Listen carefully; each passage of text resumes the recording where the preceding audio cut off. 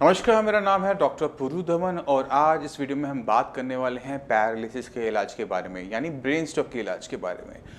Paralysis एक ऐसी बीमारी बनती जा रही है जो कि हमें अब आम तरीके से देखने को मिलती है। जब किसी को पैरालिसिस होता है, ब्रेन स्ट्रोक होता है, तो पेशेंट की हाथ की मूवमेंट, पैर की मूवमेंट बंद हो जाती है, आवाज़ चली जाती है। अगर कोई भी पेशेंट अपनी आवाज़, अपने हाथ की पावर, अपने लेग की पावर, अपनी चलने की क्षमता, उठने बैठने की क्षमता वापस लेकर आना चाहता है, तो उसके लिए सबसे ज़्यादा ज़रूरी होता है अपनी बीमारी को समझना। क्योंकि जब किसी को पैरालिसिस होता है तो उसको लगता है कि उसके हाथ पैर की में कोई दिक्कत आई है, हाथ पैर की में कोई परेशानी हुई है, मगर हाथ के अंदर मांसपेशियाँ ठीक हैं, हड्डियाँ ठीक हैं, उसके जो टेंडन्स हैं, लिगामेंट्स हैं, सब बिल्कुल परफेक्ट होते हैं। दिक्कत सिर्फ हमारी एक छोटी सी होती है कि हमारा जो ब्रेन होता है, जो इन मसल्स को, इनको पावर देता है, इन्हें कंट्रोल करता है, वहाँ पर दिक्कत होती है। क्योंकि ब्रेन स्ट्रोक यानी ब्रेन के अंदर किसी टाइप का नुकसान होना, ये जो नुकसान होता है ये दो टाइप से हो सकता है आपके ब्रेन के अंदर। या तो ब्रेन के अंदर किसी टाइप का क्लॉट आएगा ब्लड सर्कुलेशन के अंदर, जिसकी वजह से ब्रेन के कुछ हिस्सों को ऑक्सीजन यानी ब्लड नहीं मिल पाएगा, और जब किसी को ब्लड नहीं मिलता, ऑक्सीजन नहीं मिलती, तो वो हिस्सा मरना शुरू हो जाता है, जिसकी वजह से ब्रेन का वो हिस्सा जो हमारे हाथ पैर को कंट्रोल करता है, हमारी आवाज़ को कंट्रोल करता है, वो उसको नुकसान पहुंचता है। और जब ब्रेन के उस हिस्से को नुकसान पहुंचेगा तो हमारे हाथ और पैर की बोलने की जो क्षमता है, चलने की क्षमता है, वो चली जाती है। अब इसी तरह से एक और टाइप का ब्रेन स्ट्रोक होता है जिसे हम कहते हैं haemorrhagic brain stroke. Haemorrhagic brain stroke के अंदर क्या हो रहा है, ब्रेन के अंदर नस फट रही है, ब्रेन के अंदर ही लीकेज हो रही है ब्लड की, जिसकी वजह से ब्रेन का जो टिश्यू है, वो जो हमारे हाथ पैर को कंट्रोल करता है, उसको नुकसान पहुंचता है। दोनों के अंदर लक्षण सेम होते हैं कि पेशेंट की हाथ पैर की चलने की क्षमता, उसकी ताकत, उसका कंट्रोल, हमारी आवाज़, ये सारी चीज़ें चली जाती हैं। अब पेशेंट को ये लगता है कि मैं अपना हाथ हिलाऊंगा, पैर हिलाऊंगा, फिजियोथेरेपी करवाऊंगा और मेरे ब्रेन के अंदर जो दिक्कत है वो ठीक हो जाएगी। ऐसा होता हुआ नहीं देखने को मिलता। जब किसी को पैरालिसिस का स्ट्रोक पड़ता है तो पहले 6 महीने ब्रेन अपने आप को ठीक करने की कोशिश करता है, और उसका रिजल्ट ये होता है कि जो पेशेंट पूरी तरह से बेड पे था वो चलना शुरू कर देता है, दोबारा से बोलने की कुछ हद तक क्षमता आनी शुरू हो जाती है, हाथ में पावर आनी शुरू हो जाती है।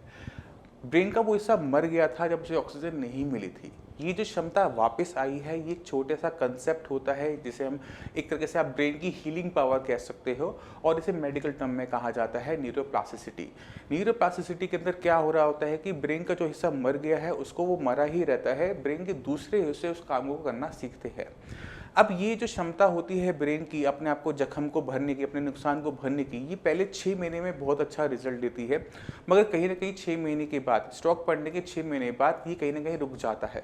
उसके बाद आप जितनी मर्जी फिजियोथेरेपी करवा लो, जितने मर्जी आप अच्छे फिजियोथेरेपिस्ट के पास चले जाओ, न्यूरो फिजिशियन, न्यूरो सर्जन के पास चले जाओ, किसी भी मंदिर चले जाओ, गुरुद्वारे चले जाओ, पेशेंट के अंदर इम्प्रूवमेंट नहीं देखने को मिलती। जो भी आप कर लीजिए, आपको रिजल्ट्स नहीं मिलते, मिलते हैं तो बहुत कम मिलते हैं, और वो धीरे धीरे खत्म होने शुरू होते हैं। तो समझने वाली बात है कि अगर आपको ब्रेन स्ट्रोक हुआ है, पैरालिसिस हुआ है और 6 महीने बीत चुके हैं, तो हमें कुछ ऐसा करना होगा जिससे दोबारा से हमारे हाथ पैर में जो सुधार हो रहा था वो वापस आए, और उसका एक ही तरीका है, वो है न्यूरोप्लास्टिसिटी। मगर न्यूरोप्लास्टिसिटी नेचुरल तरीके से बंद हो गई है, तो उसको हमें दोबारा से रीस्टार्ट करना पड़ता है कि ब्रेन अपने अंदर डेवलपमेंट दोबारा से शुरू करे, न्यूरोप्लास्टिसिटी दोबारा से शुरू करे, और पैरालिसिस पेशेंट के अंदर जो हाथ पैर रुका हुआ है, आवाज़ रुकी हुई है, वो दोबारा से आनी शुरू हो जाए। ये न्यूरोप्लास्टिसिटी को स्टार्ट करने के लिए हमें ध्यान देना पड़ता है ब्रेन के बारे में कि ब्रेन को क्या चाहिए, ब्रेन को अपने अंदर सुधार लाने के लिए क्या क्या चीज़ें चाहिए, उसको समझते हुए किसी भी पैरालिसिस पेशेंट का ट्रीटमेंट शुरू होता है। तो ट्रीटमेंट में मेडिसिन का रोल एक तरफ है, बट उसके साथ साथ डाइट का भी बहुत इंपॉर्टेंट रोल होता है, और किस टाइप की एक्सरसाइज की जा रही है इसका भी बहुत इंपॉर्टेंट रोल होता है। तो पैरालिसिस पेशेंट की ट्रीटमेंट को अपन दोबारा से गहराई से समझने की कोशिश करते हैं। तो जब हम कोई पेशेंट साई संजीवनी में आता है तो सबसे पहला काम हमारा क्या होता है कि उसको ऐसी मेडिसिन देना जिससे उसके ब्रेन के अंदर न्यूरोप्लास्टिसिटी का मैकेनिज्म दोबारा से स्टार्ट हो जाए, क्योंकि ये स्टार्ट किए बिना हम जो भी एक्सरसाइज करेंगे वो सारी फेल होती चली जाएगी। तो पहला काम क्या है, ब्रेन के अंदर वो डेवलपमेंट वाला पार्ट को मेडिसिन से शुरू करना। उसके बाद दूसरा काम सबसे इंपॉर्टेंट क्या होता है, पेशेंट की डाइट की, वो क्या खा रहा है। अगर आप एक पैरालिसिस पेशेंट को सही तरीके से डाइट नहीं देते तो patient day by day weak होता चला जाता है। मान लो मैंने एक पैरालिसिस पेशेंट को खाने के अंदर दलिया खिचड़ी दे रहे हैं, तो क्या होगा, दलिया खिचड़ी में इतनी ताकत नहीं होती कि वो ब्रेन के अंदर जो न्यूरोप्लास्टिसिटी है उसे प्रमोट करे।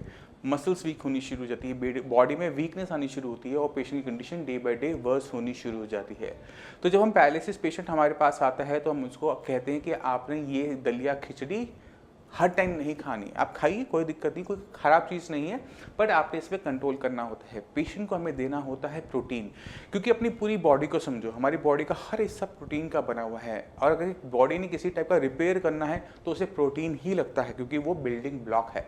तो ऐसे पेशेंट जो पैरालिसिस से ग्रसित होते हैं तो उनके अंदर प्रोटीन की मात्रा को बढ़ाने के लिए उनमें दूध की मात्रा बढ़ा दी जाती है, दालों की मात्रा बढ़ा दी जाती है, और प्रोटीन की बाकी आइटम जैसे मशरूम है वो बढ़ा दिया जाता है। ये तो हो गया वेजिटेरियन पेशेंट के लिए। मगर अगर कोई पेशेंट हमारा नॉन वेजिटेरियन है तो उसको फिश और एग्स लगा दिए जाते हैं कि आप फिश लीजिए, एग्स लीजिए, जिससे आपकी बॉडी में एक सफिशिएंट अमाउंट में प्रोटीन आपकी बॉडी में जाए, क्योंकि वो आपके लिए ज़रूरी नहीं है, वो आपके ब्रेन के लिए ज़रूरी है। जब हम फिश एंड अपना एग्स जैसी चीज़ें लेनी शुरू करते हैं तो प्रोटीन के साथ बॉडी में बहुत सारे विटामिन एंड मिनरल्स भी जा रहे होते हैं जो कि ब्रेन के अंदर ज़रूरी होते हैं। तो आपने ध्यान क्या रखना है, अपनी डाइट को प्रोटीन हाई डाइट करना है। आपने तला हुआ नहीं खाना, आपने मीठा ज़्यादा नहीं खाना, आपने जो खाना है उसके अंदर प्रोटीन की मात्रा ज़्यादा होनी ज़रूरी है। सब्जियों पे ध्यान कम देते हुए दालों को बढ़ाइए। अगर आपने कुछ पीना है तो आप दूध ले सकते हैं। तो ये छोटी छोटी बदलाव करने से अपने डाइट के अंदर पैरालिसिस पेशेंट के माइंड के लिए, जो इम्प्रूवमेंट के लिए जो ज़रूरी मटेरियल है वो बॉडी में जाना शुरू कर देता है और पेशेंट के अंदर इम्प्रूवमेंट आनी शुरू हो जाती है। पर शर्त यही है कि ब्रेन के अंदर न्यूरोप्लास्टिसिटी यानी दिमाग को विकास करने का मैकेनिज्म ऑन होना चाहिए।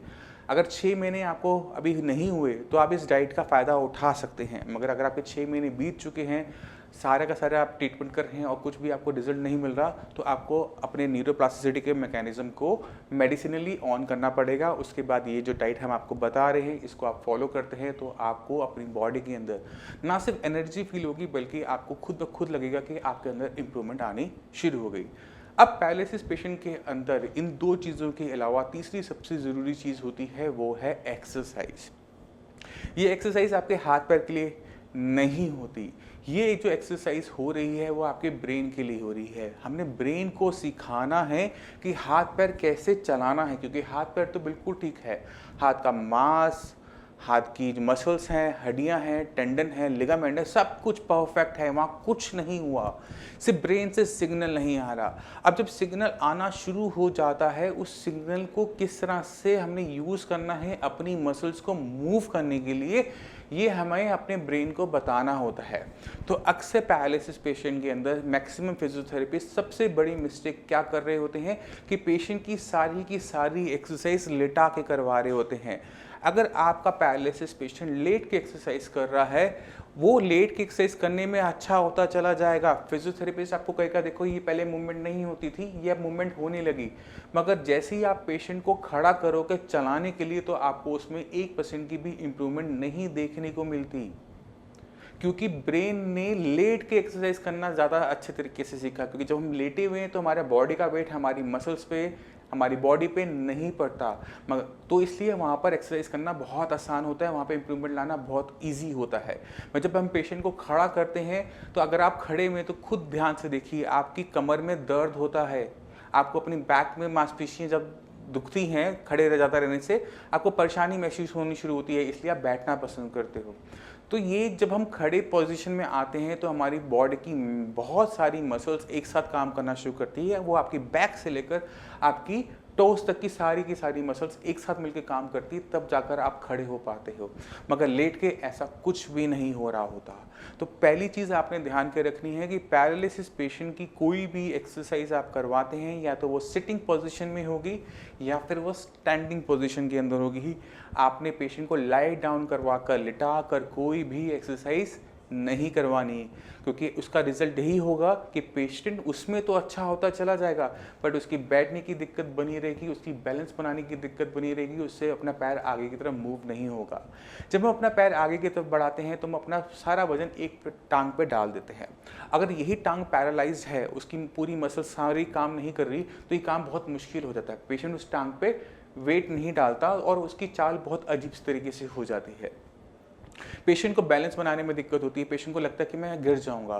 तो अगर हमने पेशेंट के अंदर ये जो फियर है, ये चलने में जो दिक्कत है, उसे सॉल्व करना है, तो हम पेशेंट को कहते हैं कि आपने अपने ब्रेन को एक काम करने में परफेक्ट करना है, वो है चलना। अब अगर हम पेशेंट को सिर्फ चलाते हैं और कुछ नहीं करते, सिर्फ सही तरीके से उसे चाल देते हैं कि आप सही तरीके से चलो, कोशिश करो, अपना पैर को आगे बढ़ाओ, उस पर वजन डालो, तो पेशेंट उस काम में अच्छा हो जाता है। उसमें फ़ायदा क्या होता है कि पेशेंट हो सकता है कि साइकिलिंग अच्छी ना कर पाए। जब हम पेशेंट को कहेंगे कि आप साइकिल चलाओ, तो उसके लिए थोड़ा सा मुश्किल हो सकता है कि वो साइकिलिंग ढंग से ना कर पाए, बट पेशेंट चल पा रहा होगा क्योंकि हमने एक्सरसाइज कौन सी सीखी, चलने वाली। तो बहुत ज़रूरी होता है कि हम समझें ब्रेन को। ब्रेन ने जब आपको चलाना है तो बहुत सारी मसल्स को एक साथ हिलाना होता है और उनके बीच में सीक्वेंस होता है कि कौन सी मसल पहले मूव करेगी, फिर कौन सी मसल मूव करेगी, फिर कौन सी मसल मूव करेगी, जिससे हम आगे की तरफ बढ़ते हैं। मगर अगर हम कोई और एक्सरसाइज करते हैं, मान लो कि हमने पेशेंट को कहा कि आप सुबह शाम दोनों टाइम साइकिलिंग करो, पेशेंट साइकिल पे बैठ जाता है और पूरा दिन एक्सरसाइज करता रहता है, तो पेशेंट साइकिलिंग में बहुत अच्छा हो जाएगा। बट जैसे ही साइकिल से उतरेगा उसको वही दिक्कत महसूस होगी कि पेशेंट को चलने में वही दिक्कत बनी हुई है, क्योंकि मसल्स वहाँ पे जो ग्रो हुई, जो डेवलप हुई, जो ब्रेन ने इम्प्रूवमेंट किया, वो साइकिलिंग के लिए ठीक थी बट चलने के लिए नहीं ठीक थी। तो हमें पेशेंट की रिक्वायरमेंट को समझना होता है कि हमने पेशेंट को किस चीज़ में ठीक करना है। अगर पेशेंट को हमने चलने में ठीक करना है तो हम एक ही एक्सरसाइज करवाएंगे, वो है चलाना। और चलाएंगे भी कैसे, टिप टू टो। अक्सर हम देखते हैं कि पैरालिसिस पेशेंट अपना पैर घुमा के रखता है आगे की तरफ, इसको भी ब्रेक करना बहुत ज़रूरी होता है। तो पेशेंट को हम कहते हैं कि आप टिप टू टो चलो, जैसे रस्सी के ऊपर एक कलाकार चलते हैं, एक पैर के दूसरा पैर रखता चला जाता है, उसी तरह से हमने पेशेंट को टिप टू टो वॉक करवानी होती है। तो आपके फर्श पे, आपके घर के अंदर एक लाइन डली हुई होती है, छोटी सी लाइन डलती है, जब हम टाइलों को या पत्थर को आपस में लगाते एक लाइन डल जाती है। उस लाइन को रस्सी समझो और उस रस्सी की उस लाइन के ऊपर टिप टू टो चलना शुरू करो। इससे क्या होता है कि सर्कमडेशन, पैर का घुमाना बंद हो जाता है। तो बहुत ज़रूरी है कि आपकी सही तरीके से एक्सरसाइज, और वो भी आपके मसल्स के लिए कम और आपके ब्रेन के लिए ज़्यादा। हमने ब्रेन को चलाकर ब्रेन को किस काम में अच्छा किया, चलने में, जो कि सबसे ज़्यादा ज़रूरी होता है किसी भी पैरालिसिस पेशेंट के लिए। जब पेशेंट खड़ा होकर चल रहा है तो उसके बैलेंसिंग वाली जो प्रॉब्लम है वो भी सॉल्व होनी शुरू हो जाती है, और जो उसकी लोकोमोटिव यानी उसकी जो चलने की क्षमता नहीं है वो भी आनी शुरू हो जाती है। तो एक्सरसाइज का ठीक होना, सही होना ज़रूरी है। अब सवाल ये उठता है कि आप कोई एक्सरसाइज कर रहे हैं, चलने वाली एक्सरसाइज कर रहे हैं, तो कितनी देर करें। इसका हिसाब रखने की आपको ज़रूरत नहीं है। आप पेशेंट को मैक्सिमम चलाओ, सुबह 1.5 घंटा, शाम इनलाइन वॉक करवाओ, दिन में से पूरा दिन बिजी रखो कि वो इधर से उधर अपना आता जाता रहे। अगर पेशेंट आपका बैठा हुआ है, लेटा रहता है, तो वो पेशेंट किसी भी कीमत में ठीक नहीं हो सकता। तो ज़रूरी क्या है कि जो चीज़ में आप फेल हो रहे हो उसको इतना करना कि इसमें आप पास होना शुरू हो जाओ। अगर आप मैथ्स में फेल हो रहे होते तो आप साइंस नहीं पढ़ते। इसी तरह से अगर मैं चलने में फेल हो रहा हूँ तो मैं चल चल के ही पास होऊंगा। इस कंसेप्ट को हमेशा अपने माइंड में रखो, क्योंकि ये ही कंसेप्ट के ऊपर हमारा ब्रेन काम करता है। हम जिस चीज़ से जितना बचने की कोशिश करेंगे, घूम फिर के हमें वही काम बार बार करना पड़ता है। तो जिस चीज़ में हम फेल हो रहे हैं उसी को हम बार बार करेंगे उसमें परफेक्ट होने के लिए। तो आपने ध्यान क्या रखना है कि एक्सरसाइज जब हम लेग की कर रहे हैं तो स्टैंडिंग पोजीशन के अंदर और वॉक पे ध्यान बहुत ज़्यादा देना है, और वो भी सही तरीके से। इसी तरह से पेशेंट की आर्म में, फिंगर्स में बहुत ज़्यादा दिक्कत होती है। तो अगर हम आर्म के बारे में बात करें तो इसमें 3 मेजर जॉइंट्स हैं, शोल्डर, एल्बो एंड आपकी फिंगर्स। रिस्ट को हम इसमें अभी कंसिडर नहीं करेंगे। हम इन 3 एक्सरसाइज पे हम बात करेंगे कि किस तरह से हम शोल्डर, एल्बो और अपनी फिंगर्स की मूवमेंट लेकर आ सकते हैं। तो जब भी कोई पेशेंट आता है तो सबसे पहला काम होता है इवैल्यूएशन, कि पेशेंट किस लेवल तक इम्प्रोवाइज हो चुका है, उसे कहाँ पर कौन सी एक्सरसाइज रिकमेंड करनी है। तो शुरुआत करते हैं सबसे पहले सबसे बड़े जॉइंट के बारे में, जो कि हमारा शोल्डर जॉइंट होता है अपर लिम्ब के अंदर, हमारे हाथ के अंदर। ये सबसे जल्दी ठीक होता है। तो पेशेंट को आपने बोलना अपना हाथ बढ़ाओ। आपने देखा कि पेशेंट का हाथ यहाँ तक आता है। अब आपने हाथ को बाहर की तरफ, एल्बो को खोलना है। अब पेशेंट को बोलना है ऊपर लेके जाओ, तो पेशेंट आराम से लेके जा पाएगा। ये इसलिए क्योंकि अगर हमारा हाथ बंद है, हमारी एल्बो बंद है, तो हम भी अपना हाथ बस यहीं तक ले जा सकते हैं, पूरा ऊपर नहीं ले जा सकते। तो पेशेंट को हमने पहले बोलना है कि एक्सटेंड करे, अपने हाथ को पूरा खोले, उसके बाद अपने हाथ को ऊपर लेके छाए। तो हमने इन चीज़ों का ध्यान रखना है कि जब हम शोल्डर की एक्सरसाइज करवा रहे हैं तो मेक श्योर कि आपकी जो कोहनी है वो पूरी खुली हुई हो। अब ऐसे पेशेंट जिनकी शोल्डर में दिक्कत आती है, उनकी रोटेशन नहीं हो पा रही होती, तो उसके लिए जो एडवाइस होता है वो है शोल्डर व्हील। ये शोल्डर व्हील आज की डेट में दिल्ली के सभी पार्कों में लगा होता है। आपने देखा होगा एक गोल चक्रा होता है, उसमें एक हैंडल होता है, उसे घुमाना होता है। ये एक्सरसाइज शोल्डर के लिए परफेक्ट होती है क्योंकि हमारा जो शोल्डर जॉइंट है वो बॉल एंड सॉकेट जॉइंट होता है, सॉकेट बॉल। अब ये इसमें 360 घूम सकता है। तो हमने क्या करना है, हमने यही रोटेशन वाली एक्सरसाइज शोल्डर व्हील की हेल्प से करनी है, जिससे हमारी जो मसल स्टिफ है शोल्डर की वो रिलैक्स होनी शुरू हो जाए, उसमें आराम आना शुरू हो जाए। इसके बाद हमारा आता है एल्बो जॉइंट। ये जो एल्बो जॉइंट होता है ये हिंज जॉइंट होता है। ये हमारे दरज्जे, घर में दरज्जे होते हैं ना, पल्ले होते हैं, वैसे ही होता है कि ये सिर्फ इतना ही खुलता है। तो हमने क्या करना है, पेशेंट के हाथ को कहिए कि आप यहाँ से इसको पकड़े और अपने हाथ को सीधा कीजिए। उसके बाद पेशेंट को बोले कि इसको ऊपर लेकर आए। जब आप ऐसे करेंगे तो पेशेंट का बाहर की तरफ जाना कोशिश करेगा। आपने उसे पकड़ के बॉडी के साथ लेकर आना है, चिपका के रखना है। इसके लिए आप अपना दूसरा हाथ का भी इस्तेमाल कर सकते हैं और चुन्नी का भी इस्तेमाल कर सकते हैं कि आपने अपने कोहनी से ऊपर इसको बांध लिया कि आपके शरीर के साथ चिपका रहे। आपने बस ये मूवमेंट करनी है और आपने इस वाली मूवमेंट को, बाहर की जो तरफ हमारी कोहनी जा रही है उसको रोकना है याद से, जिससे हमारी जो मसल्स की मूवमेंट है, एल्बो की मूवमेंट है वो परफेक्ट होती चली जाए, जिससे हमारी जो एल्बो में जो वो स्टिफनेस है वो कंप्लीट खत्म होनी शुरू हो जाए। इसके बाद आ जाती है हमारी फिंगर्स बंद हो जाती हैं। बंद करना बहुत आसान होता है, सबसे बड़ी दिक्कत होती है इन बंद फिंगर्स को खोलना। तो पहली चीज़, अगर आपने इवेल्युएट करना है अपने पेशेंट को कि पेशेंट अपनी फिंगर्स को दम लगा के बंद कर सकता है नहीं कर सकता, तो अपना हाथ उस पेशेंट के हाथ में दीजिए और उसे बोलिए कि कस के दबाए। अगर आपको लगता है कि दम पूरा है तो यानी फिंगर्स के पास बंद होने की ताकत पूरी है, खुलने की ताकत नहीं है। अगर वो ऐसा नहीं कर पा रहा, आपको लग रहा है कि पेशेंट का दम पूरा नहीं लग रहा, पेशेंट, जब हम कह रहे हैं कि पेशेंट को दम लगाने के लिए वो हाथ को नीचे की तरफ खींच रहा है, तो ज़रूरी है कि पहले बंद करने की ताकत पूरी आए। इसके लिए यूज़ किया जाता है स्माइली बॉल का। ये 10-20 रुपए की आपको किसी भी खिलौने की दुकान पर मिल जाती है। इसका फ़ायदा क्या होता है, ये थोड़ी सॉफ्ट होती है। बाकी जो हम स्प्रिंग यूज़ करते हैं या हम जेल बॉल यूज़ करते हैं, ये थोड़ी हार्ड इन टेक्सचर होती है। अब अगर किसी चीज़ के अंदर दम ज़्यादा लग रहा है तो हम उसे कम देर कर पाएंगे, कोई चीज़ सॉफ्ट है तो उसको हम ज़्यादा बार कर पाएंगे। तो पैरालिसिस पेशेंट के अंदर क्योंकि ब्रेन की ट्रेनिंग हो रही है तो उसमें ताकत की वैल्यू कम है और रिपीटिशन की वैल्यू ज़्यादा है, यानी एक ही चीज़ को, एक ही मूवमेंट को हम कितनी बार करते हैं उसकी वैल्यू ज़्यादा होती है। तो हमने ज़्यादा रिपीटिशन के लिए सॉफ्ट चीज़ों का यूज़ करना होगा और उसमें स्माइली बॉल बहुत हेल्पफुल होती है। तो स्माइली बॉल की जो पंचिंग है वो हम पेशेंट की स्टार्ट करवाएंगे। अब सवाल ये उठता है कि कितनी देर, आपको इसका भी हिसाब रखने की ज़रूरत नहीं है। आप पेशेंट जब भी बैठा हुआ है, जब वो चल के थक गया है, उसे बैठने का मन है, तो उसकी पंचिंग स्टार्ट करवाइए कि आप बॉल को पंच करते रहिए।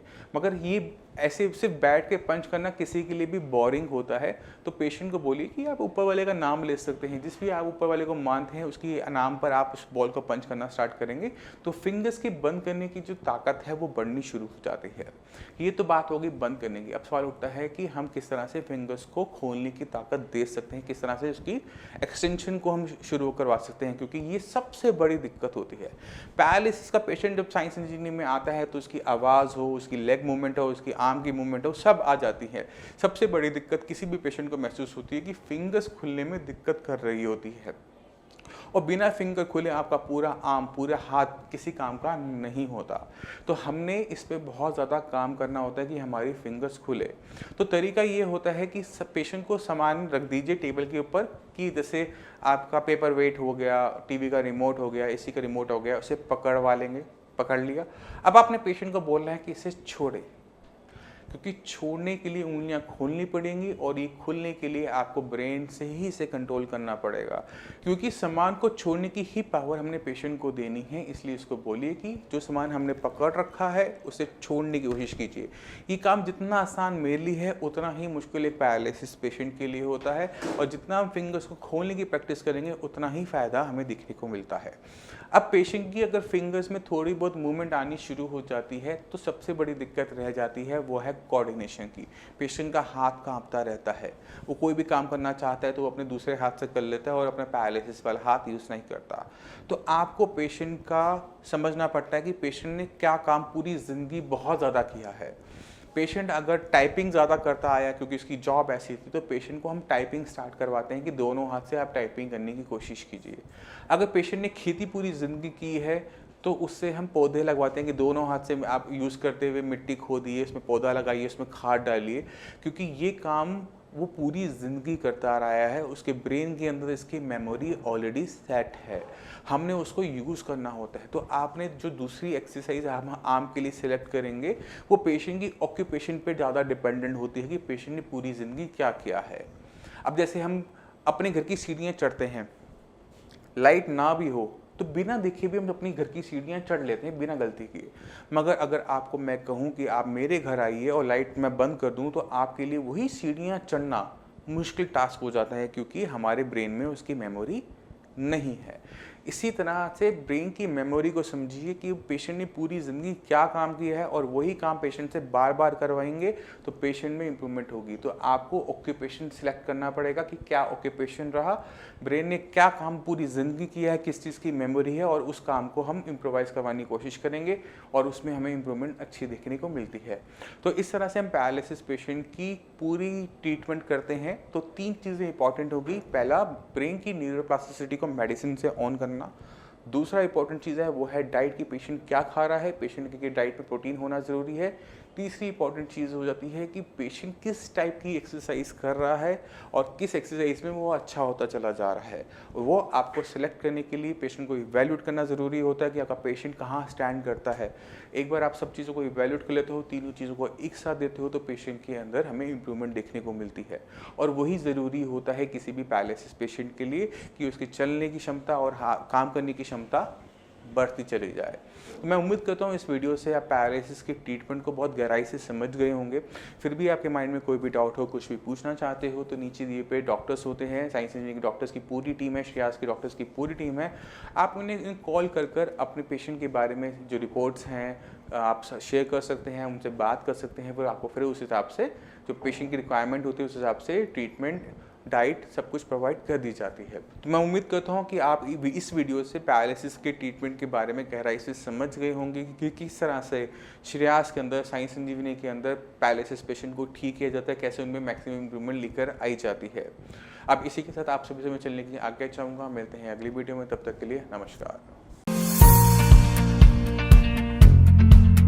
आप चाहें तो दिए गए WhatsApp नंबर पर अपनी रिपोर्ट शेयर कर सकते हैं और पा सकते हैं फ्री कंसल्टेशन सीधे हमारे एक्सपर्ट से।